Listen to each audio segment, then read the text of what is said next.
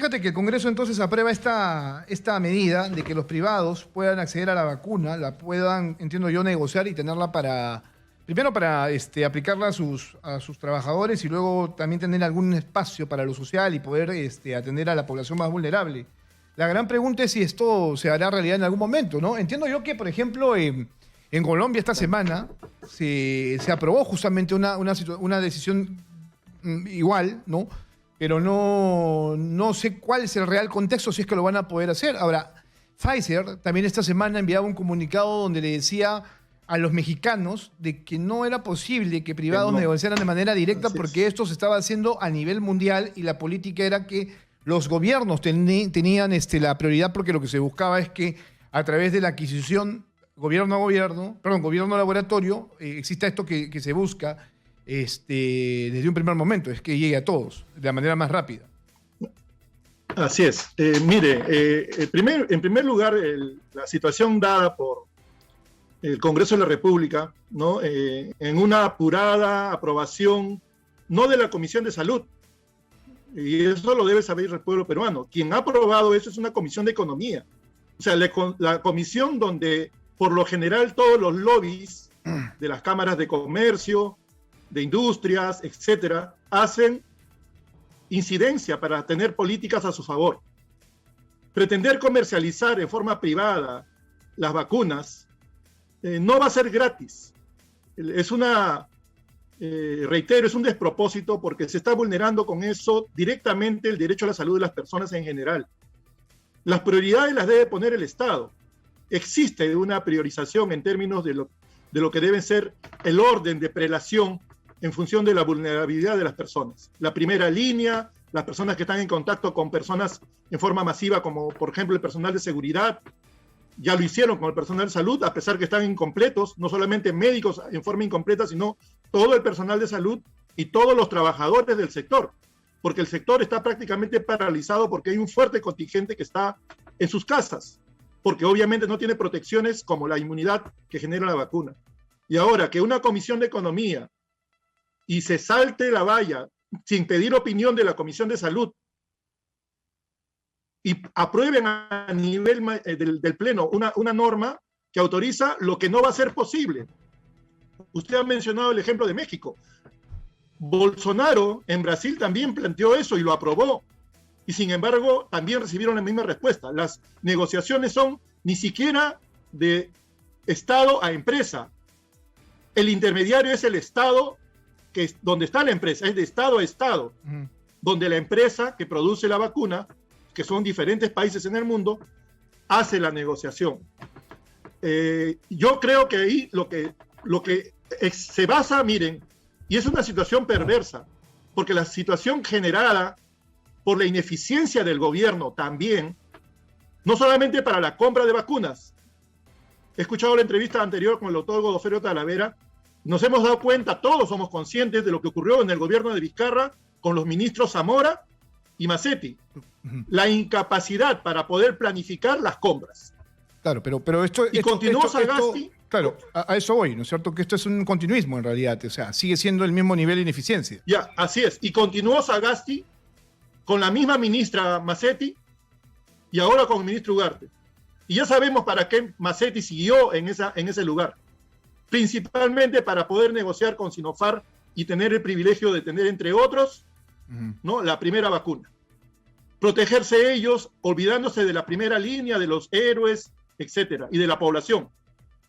Ahora, las demoras en las compras, fíjense ustedes, quienes estuvieron encabezando las negociaciones de las compras, no fue ni siquiera el propio gobierno y sus funcionarios. Recordémoslos.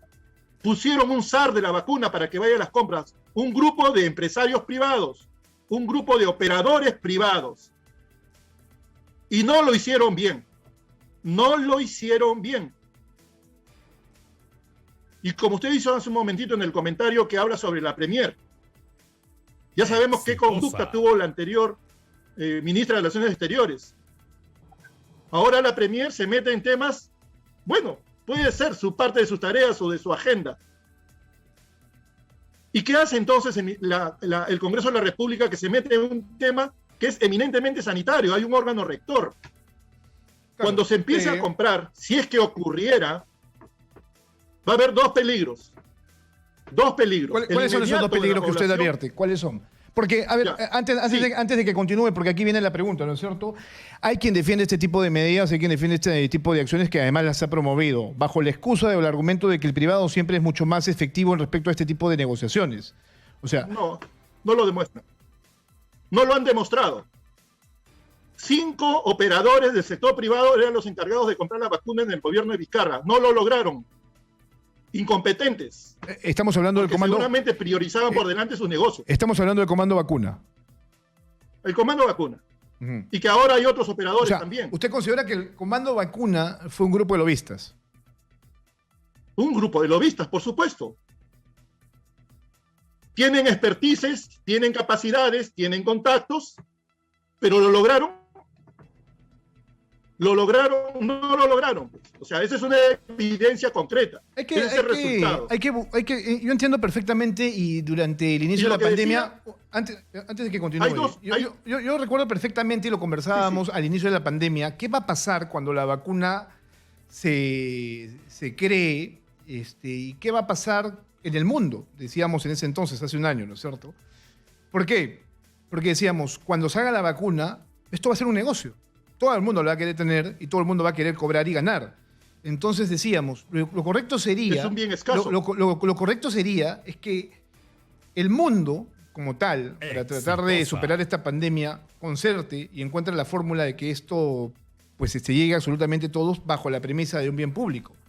Y esto era obviamente un comentario en ese momento, cosa que no se ha cumplido y ahora la realidad prácticamente nos da la razón. El tema del negocio. ¿Qué tan rentable, por ejemplo, es hacerse el negocio de las vacunas en este contexto? Bien, estamos hablando de millones de dosis. El Perú necesita vacunar 25 millones. Estamos hablando de 50 millones de dosis. La lentitud del gobierno lo está demostrando. Ha ofrecido 4 millones y medio de vacunados al 28 de julio, lo cual significaría a una proporción de, póngale 5 millones por cada medio año. Estamos hablando del 2023 para poder terminar de vacunar a los peruanos. O sea, es totalmente inaceptable. El gobierno tiene que apurar el paso y darle la pauta al gobierno que venga. Y lo que decía, pone el tener en las manos privadas esta puerta que ha abierto el Congreso de la República, siempre nefasto el Congreso de la República, al sector privado lo que va a generar es posiblemente dos daños, dos aspectos que son erróneos en términos del derecho a la salud. Como usted lo planteaba, ¿no? Hay organismos que cautelan eso. La OMS debiera cautelar eso. Son derechos humanos y la vacuna es un bien público. Al momento que esté en manos privadas, ¿quién va a tener la vacuna? El que tenga más dinero. El que tenga más dinero, como ocurre con los hospitales. Cuando necesitamos una atención médica, un procedimiento diagnóstico o un medicamento, ¿quién lo tiene? Porque el SIS no cumple. Ni el Seguro Social cumple a cabalidad con lo que debe ofrecer. ¿Quién va a obtener salud? El que tenga dinero y sale a la calle. Bueno, ¿quién tiene oxígeno? Como lo es ahora, ¿no? ¿Y quiénes están ahogando? Bueno, pero eso es, tienen oxígeno, eso es con todo, tienen ¿no? dinero. Exitosa. Y el otro tema, lo que está ocurriendo en México, y ya en México lo han anunciado, es que cuando el mercado privado pretenda comprar al mercado global, van a empezar a aparecer mercados negros donde la compra de la vacuna está en riesgo. Puede ser la vacuna verdadera, como puede ser una estafa. Y lo que estén colocando a los peruanos, Roque Benavides y todos aquellos que han empezado a levantar su voz diciendo cómo es posible, ahora tienen su norma, pues. ¿A quién le van a comprar? Claro, pero... ¿A un representante lobista de algún mercado global? A ver, no hay garantías con una vacuna que compre el sector privado en el mercado global, porque no hay comercialización global, es de Estado a Estado. Lo correcto también es ser bastante claros, que si bien es cierto, esto se aprobó en el Congreso de la República, esto no significa que el día de mañana los privados van a empezar a comprar vacunas. ¿Por qué? Porque para empezar existe todo un proceso de regulación. Hasta este momento hay vacunas que ingresan al país bajo este criterio de vacunas de emergencia, ¿no es cierto? No sé, y corríjame usted por favor, si hasta este momento algún laboratorio ha conseguido una licencia temporal. La de Sinopharm, por ejemplo, todavía no lo tiene porque no tiene los documentos para presentar. O sea, ingresó este primer lote de 1 millón con un permiso temporal, ¿no es cierto? Que se le dio a la DGMIT, pero hasta este momento ninguna más lo tienen. Con lo cual, si alguien pretendiera traer vacunas, negociar con un laboratorio, y si es que en el caso se da, estas no podrían ingresar porque no existe todavía el permiso, no existe la homologación que se necesita para que estas vacunas ingresen al país. Así es, y esos son varias autoridades. Dígase Sputnik, AstraZeneca, Pfizer, entre otras más, ¿no? Moderna, Coronavac, Mire, Sinovac. para mí, todas las vacunas, el Perú tendría que tener como política estructurar lo que sería una suerte de cartera de vacunas. Exitosa. Todas las vacunas. ¿Qué pasa con la vacuna rusa, con la Sputnik? ¿Qué pasa con las demás vacunas que se producen en Europa, en varios países, entre otros Alemania también? Con las vacunas norteamericanas. O sea, el Perú debe plantearse tener una cartera de vacunas y empezar a mandar a sus funcionarios a comprarlas de estado a estado. No esperar incluso que las tengan en el mercado. Tenemos que comprar a futuro. ¿Por qué no compramos para lo que necesitamos el año 2022? Para ponerle un ejemplo extremo.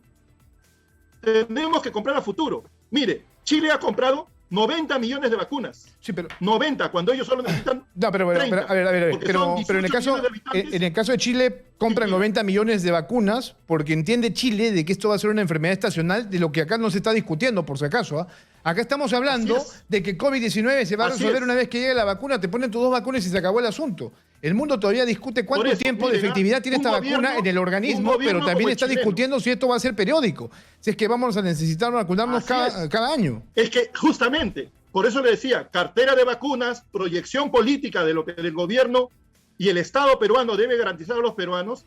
Chile, un gobierno neoliberal, compra 90 millones de vacunas, preveyendo lo que va a venir en el futuro. Y las entregas no son ahorita, las entregas están prorrateadas en el tiempo.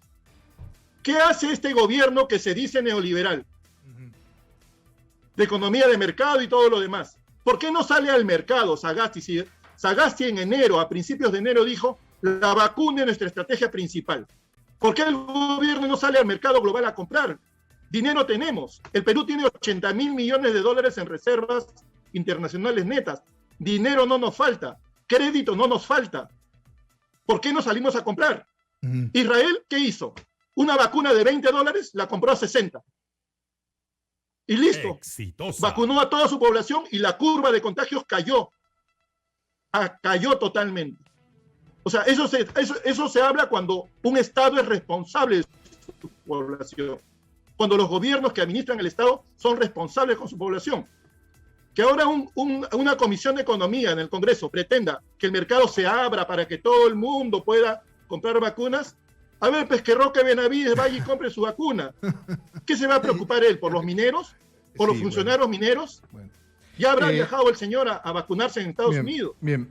O al país de su preferencia. Bien. Señor Lazo, solo una última consulta, ya que esto es un tema además de debate público, el tema de tener la vacuna, que esta sea puesta a disposición de todos. Y solo para terminar, ¿usted cree que alguno de los dos candidatos a la presidencia de la República realmente están haciendo lo correcto al proponer, al, por ejemplo, tener en sus planes de gobierno líneas relacionadas con el tema de la vacuna? O sea, ¿cree usted que ellos lo están haciendo bien? Yo hasta este momento, por lo pronto, no he escuchado más que generalidades. No sé exactamente qué proponen, por ejemplo, en temas de salud, al margen de tener o traer más rápido la vacuna, o al margen de hacer una vacuna en el país, que creo yo está completamente alejado de la realidad por cómo somos nosotros los peruanos. Todavía no tenemos tecnología, es decir, no tenemos ciencia, no invertimos en ciencia. Así es. Bueno, hay un tema ahí de producción de vacuna, que el Perú debiera producir vacunas.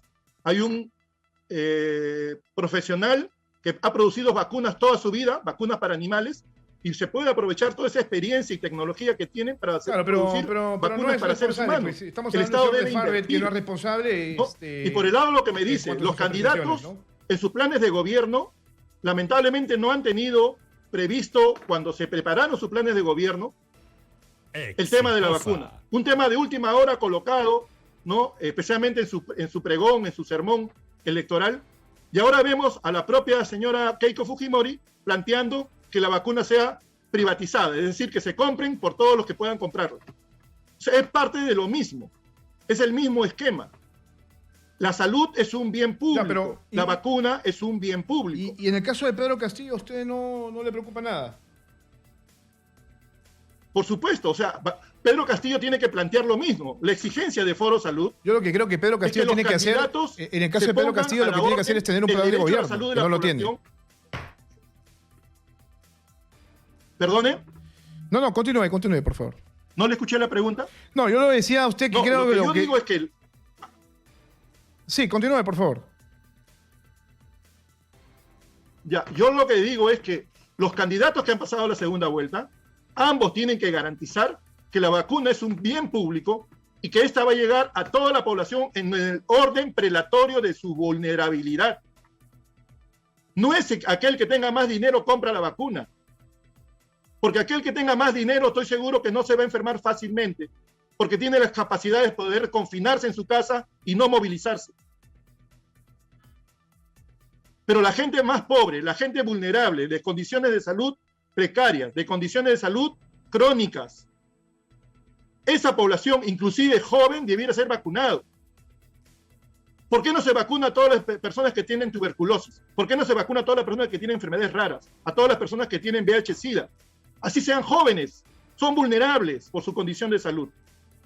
El tema es que está mezclándose un tema de negocios, reitero, que se han generado a partir de la Comisión de Economía del Congreso, con un tema de derecho a la salud.